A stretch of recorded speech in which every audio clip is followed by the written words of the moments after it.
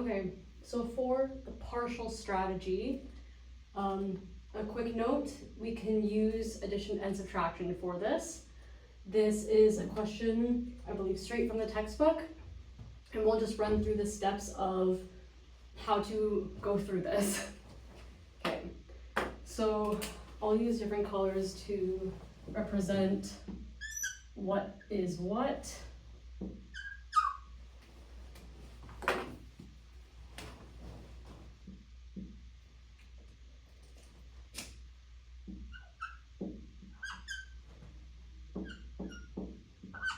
Okay, hopefully the camera's picking up on this.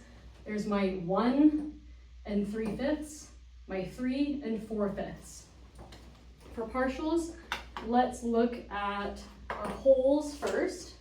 So, okay, yeah, in red, 1 plus 3 equals 4.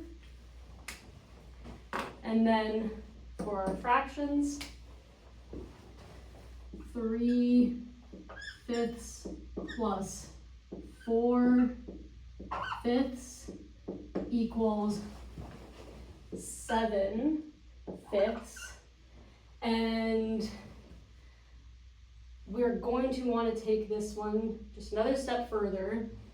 7/5 is the same as 5/5 plus 2/5. 5/5 we know is the same is a whole. And now we want to bring both our wholes together again. So our 4 and our 1. 4 plus 1 equals 5. Sure, I'll write over here. Here's our whole, and then what are we forgetting? We're forgetting our remainder fraction here, 2/5. So there's our answer. So yes, our process was, we were looking at the wholes first, we added our wholes together, then we were looking at our fractions, we added those together, we knew, oh, like our numerator is bigger than our denominator, there is going to be a whole in here. We're not just going to write a whole right away because we are elaborating this as if we are modeling it for our students. So like we were discussing in class, we write our 7/5 as 5/5, which is 1, and then what we have left is our 2/5. And then bring it all together to get 5 2/5. For our strategy, make a whole, we are going to approach this a little different, even though it might seem very similar to partials. When we're looking at make a whole, that's supposed to be a 4. We're looking at our fraction pieces, and well, when we look at this, when we're visualizing 3/4, so for example, these are shaded out, shaded areas, 3/4, and our half. We can look at this and envision that when we bring these together, they are going to make a whole. So we're approaching our fractions first because we know that we can make a whole from this. We'll start with breaking down these fractions or decomposing these fractions into fractions that we can bring together to make a whole. So 3/4 can be broken down into 2/4 plus 1/4. And oh look, we know that this 2/4 can also be simplified into 1/2. That's very bad too. now we see we have 1/2 here, 1/2 here. We can bring those together to make a whole.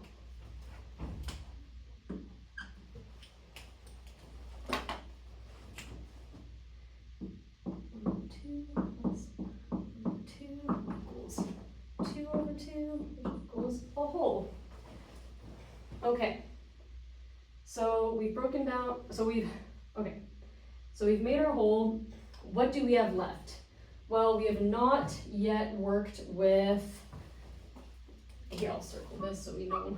We have not yet worked with our remaining 1/4 there, and we also have not combined our wholes yet.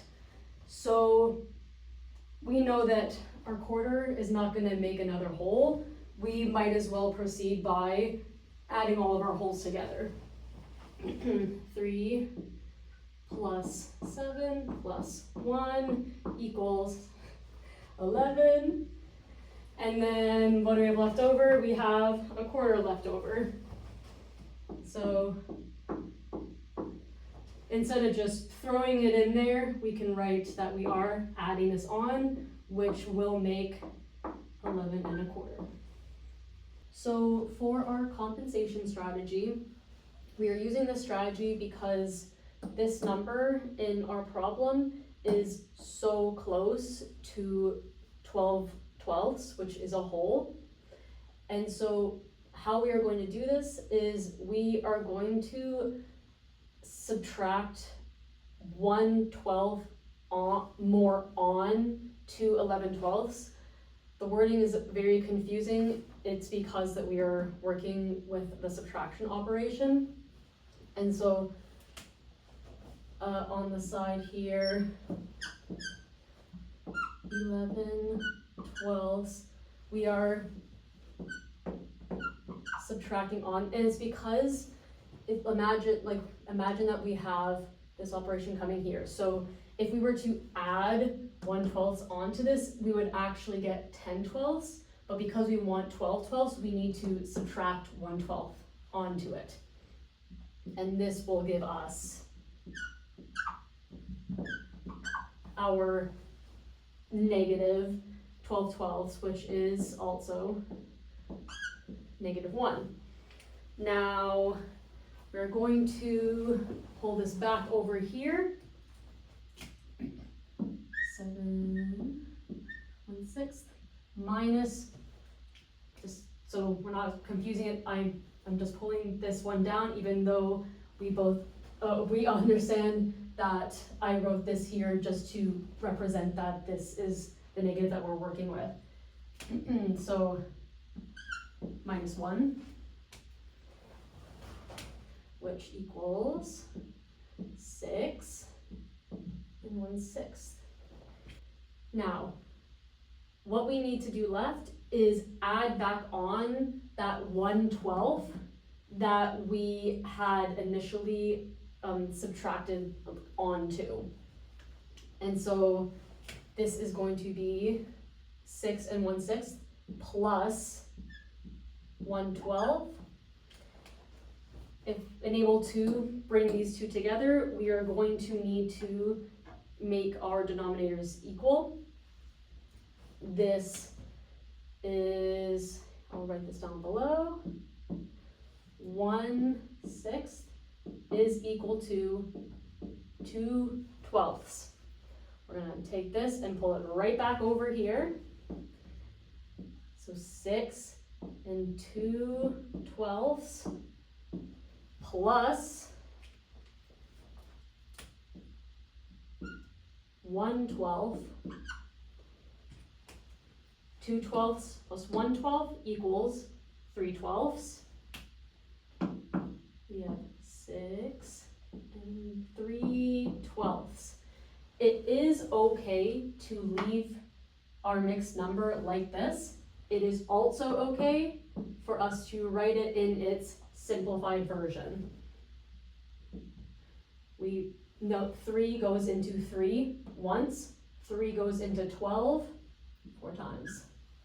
And there we go, our 2 appropriate answers. Okay, so for jumps on the number line strategy, I have already drawn out the number line. Here's our question, 5/2 plus 3 1/4. I have already marked down our 3/4 because this is already presented as a number that is easy to find on the number line. I'm just going to use that one first on the number line because, well, what we learned with our commutative properties, that these could go in either order. But now we need to find an appropriate way to model 5/2 on the number line. What we can start off with, yes, I'll use blue, is 5/2 is equal to 2/2 plus 2/2 plus 1/2. All right, this is pretty nice to look at now. The only thing left is that we want to turn our denominators into fourths because the number line that I've chosen is going up by fours. To turn this into something just a little easier to count when we're doing our jumps, we know that 2/2 is equal to 4/4. So I'll just show that as a quick visual. And now to re-represent this set, 5/2 is equal to 4/4 plus the same thing, 4/4, and then 1/2. We also want to show that 1/2 is equal to 2/4. And then pull that down here, 4. All right, this is looking pretty nice to go and put on to our number line. Let's just start with our whole numbers. And so 4/4, here we have 1/4, 2/4, 3/4, 4/4. Jump all the way, there we go, 4/4. We're gonna do it again, 1, 2, 3, 4. All right, and the last one, 2/4. 1, 2. 2/4. Even though I'm counting 1, 2, it would probably be more appropriate to go 1/4, 2/4, 3/4, 4/4. Just as a side note. Okay, and now what is left is, well, where did we end up? We ended up down right here, which when we are reading our number line, we see is 5 and 1/4, 2/4, 3/4. And that is our number. It's right down here, nice and big. All right. And now for our think addition strategy, how we are going to start this is we are looking at our question, 9 1/3 minus 7 2/3. We need to reframe this into our think addition format. We take this number, 7 2/3, and then we ask ourselves, because we're finding the difference between 9 1/3 and 7 2/3, we ask ourselves, 7 2/3 plus what is going to equal 9 1/3?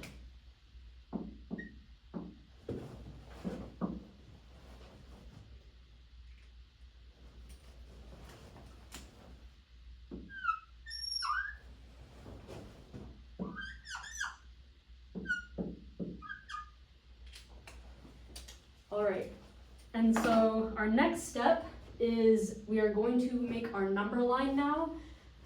When I look at this, and this is from the textbook as well, we recognize that both our denominators are thirds, are 3. And so I'm going to make a number line that is, and so I'm going to be making a number line that is going up by thirds.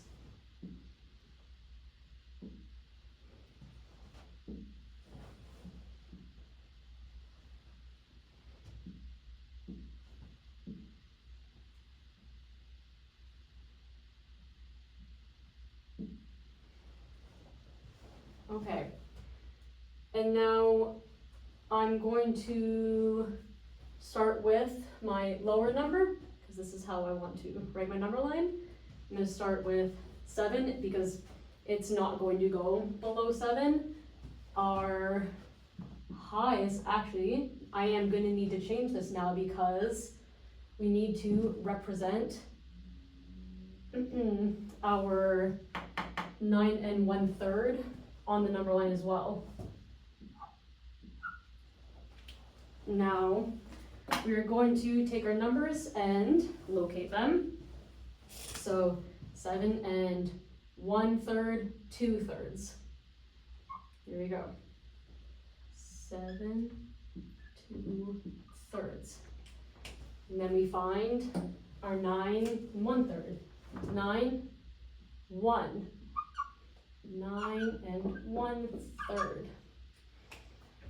What comes next is we want to find the distance between these two numbers.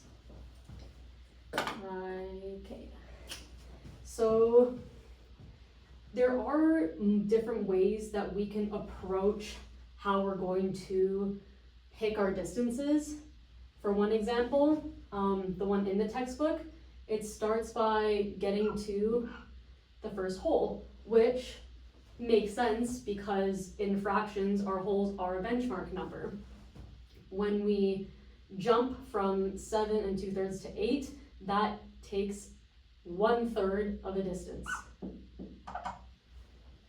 For our next one, we can make a hole. That's a pretty great idea to do. And instead of just writing this as 1, we are going to write it as 3/3, and and then at the top here, we know, but we need to show that 3/3 is equal to 1. And then our last distance, that is also 1/3 of a jump. And now we have shown the distances that we have jumped on our number line. What is left is to add our jump marks together. We have our 1/3 plus our 3/3, which we are showing 3/3 is equal to 1. I'm going to write down 1. That looks like a 7. That looks like an even worse one. 1 plus 1/3.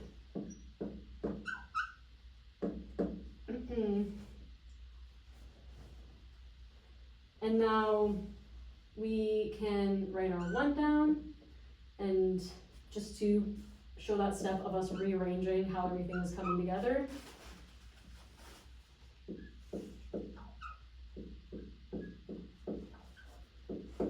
One-third plus 1/3 equals 2/3.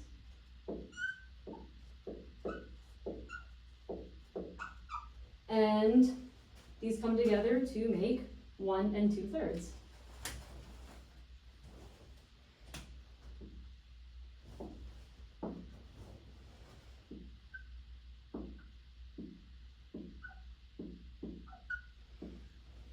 And that is our answer.